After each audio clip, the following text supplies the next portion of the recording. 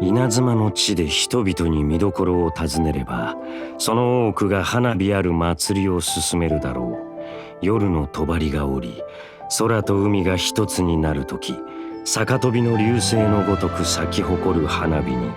夜空と観客の瞳は光り輝く。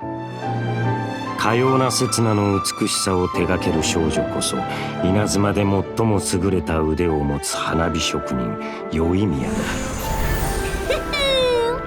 弓矢で花火を打ち上げるのもありやな。花火職人が打ち上げし花火は祭りの目玉となるだけでなく、仲間を守り魔を退ける武器となる。戦場で花火を生かすのは宵宮にとって実にたやすいことだ。宵宮は巧みな技術で花火を作る他にも工芸品などの加工も得意とし、そこに自分なりの工夫を取り入れる。宵宮が建材、置物、景観などの調度品を製作するとき、一部の材料が変換される。宵宮の通常攻撃は物理ダメージを与える最大5段の連続射撃だ。攻撃ボタンを長押しすると、より強力で正確な狙い撃ちを放つことができる。またチャージ時間によって効果が異なり、1段目では烈火の矢を放ち炎ダメージを与える。2段目ではチャージ時間によって最大3つの炎症の矢を生成し放つ。炎症の矢は自動で近くの敵を追跡し炎ダメージを与える。元素スキルでは宵宮が線香花火を振って炎症をまとい庭火の炎症状態に入る。庭火の炎症状態中、宵宮の通常攻撃でいられる矢は支援の矢となり、炎ダメージへと変化すると同時にダメージがアップする。しかし通常攻撃、打ち上げ花火の2段目で炎症の矢が生成されなくなるため注意が必要だ。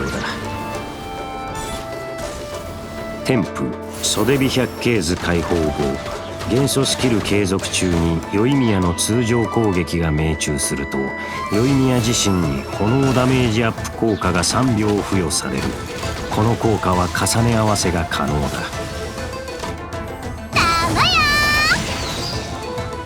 宵宮が手製の花火琉金の雲間草とともに宙へと舞い上がり、前方に火の矢を発射して炎範囲ダメージを与え、命中した敵一体に琉金の炎を付着させる。その後宵宮自身を除くチーム全員の攻撃が琉金の炎状態の敵に命中すると、爆発による炎範囲ダメージが発生する。琉金の炎状態の敵が継続時間中に倒れると、琉金の炎は近くの敵一体に移り継続時間も継承される。なお琉金の炎による爆発は1回ごとに間隔が必要だ。天賦円柱の風物詩解放後、宵宮が元素爆発を発動すると、一定時間宵宮自身を除く周囲のチーム全員の攻撃力がアップする。この効果は元素爆発時に得ている固有天賦袖火百景図の総数に影響する。炎元素の神の目を得たことにより、宵宮の炎を扱う力は一層精錬された。この力をもって彼女はより自在に弓を使い、花火のような矢で戦場を貫く。その様はまさに烈火。戦闘中元素スキルで庭火の炎症状態に入り、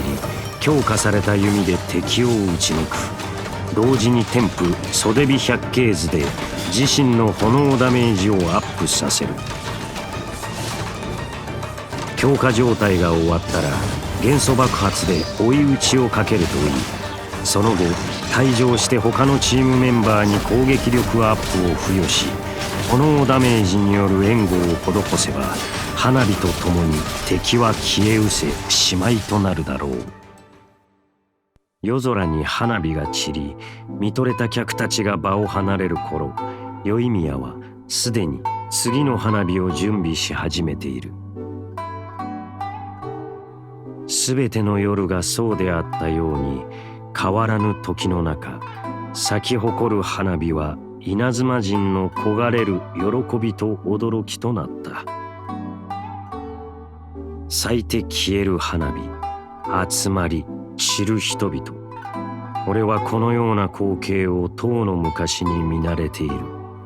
だが一瞬の光が永遠になれないことはない。変わらぬ永遠を求める神は未だ理解していないのだ。長く続く存在が永遠と同義ではないことを。時は散る花火を人の心に残した。ならば当然、好天の星が予期せぬ時に落ちることもあるだろう。